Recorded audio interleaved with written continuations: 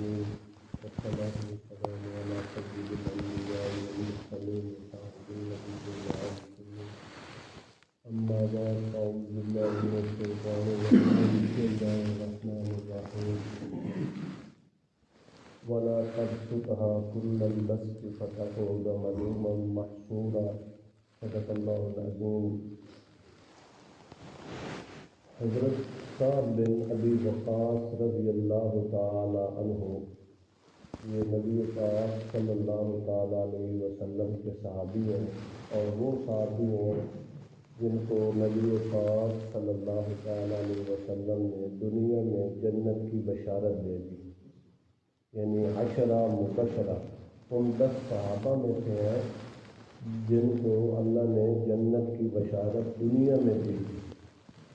تو حضرت سعد بن ابی وقاص رضی اللہ تعالیٰ عنہ کہتے ہیں کہ حجۃ الوداع نبی پاک صلی اللہ علیہ وسلم کے آخری حج کے موقع پہ میں مکہ میں آیا ہوا تھا اور شدید مرض میں مبتلا تھا، شدید مرض میں بیماری میں مبتلا تھا۔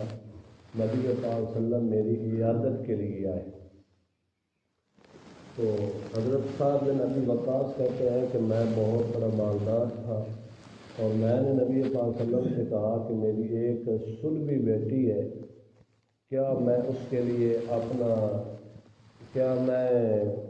تو 1/3 مال جو ہے وہ اس کا حصہ بنتا ہے، اور باقی میں مال جو ہے وہ اللہ کی راہ میں خرچ کر دوں؟ تو نبی پاک صلی اللہ علیہ وسلم نے فرمایا نہیں۔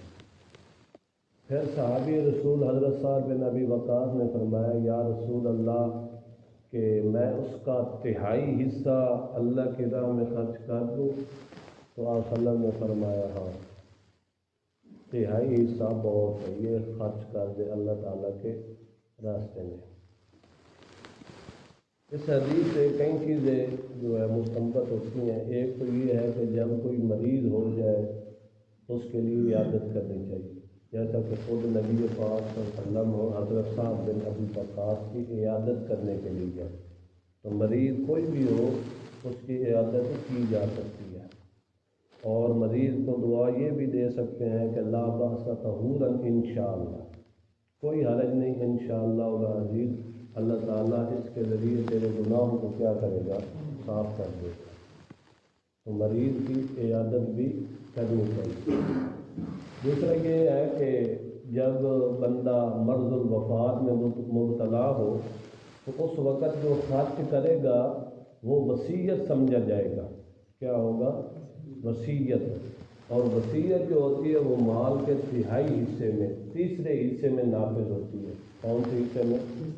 3 حصے میں۔ مال کا 3 حصہ وہ اللہ تعالیٰ کی راہ میں خرچ کر سکتا ہے۔ اور نبی پاک صلی اللہ علیہ وسلم نے یہ بھی فرمایا کہ ایسا نہ ہو کہ تم سارا مال اللہ کے راستے میں خرچ کر دے اور پھر آپ کی اولاد جو ہے وہ در در پھرتی رہے۔ یہ بہتر ہے کہ آپ جو ہے مال کو بہتر طریقے سے تقسیم کریں تاکہ آپ کی اولاد جو ہے وہ عزیز و اقارب ورثاء جو ہے وہ در در پہ نہ پھرے۔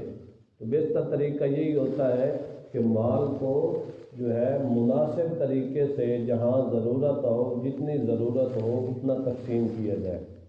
ایسے نہ ہو کہ جیسے قرآن نے فرمایا کہ وَلَا تَبْسُطْهَا كُلَّ الْبَسْطِ، تو ایسے ہو کہ تو سارا کا سارا مال جو ہے وہ خرچ کر دے، پھر بیٹھ جا قابل ملامت ہو کر، تجھے لوگ ملامت کرنے لگ جائے۔ تو مطلب یہ ہے کہ مال بھی تقسیم کرنا چاہیے تو طریقے کے ساتھ تقسیم کرنا چاہیے، جہاں ضرورت ہو جتنی ضرورت ہو اتنا تقسیم کرنا چاہیے۔ اور ایسے بھی نہ ہو کہ جب موت قریب ہو تو بندہ کہے کہ بس اب میرا سارا مال کیا ہے وہ اللہ کی راہ میں، یہ بھی غلط ہے، کیونکہ یہ ورثاء کی حق تلفی ہوگی، ورثاء کے مال کی حق تلفی ہوگی، اور اس طرح خرچ کرنا یہ جائز نہیں ہے۔ دوسرا، نبی پاک صلی اللہ علیہ وسلم سے صحابی رسول نے پوچھا کہ اعظم صدقہ کون سا ہے؟ اعظم صدقہ کون سا ہے؟ تو آپ صلی اللہ تعالیٰ علیہ وسلم نے فرمایا کہ جب تو بالکل ٹھیک ہو، صحیح سلامت ہو، مال کی رغبت بھی ہو، اور تو بالکل صحیح سلامت ہو تو اس وقت جو تو خرچ کرے گا وہ تیرے لیے اعظم صدقہ ہے اجر و ثواب کے. تو جب موت آ جائے اور اب تجھے پتہ چل گیا کہ اب تو میری موت آنے والی ہے، بس میں سارا مال اللہ کے راہ میں خرچ کر دوں، تو اس طرح اجازت نہیں ہے. اللہ تعالیٰ عمل کرنے کی توفیق عطا فرمائے. وآخر دعوانا الحمد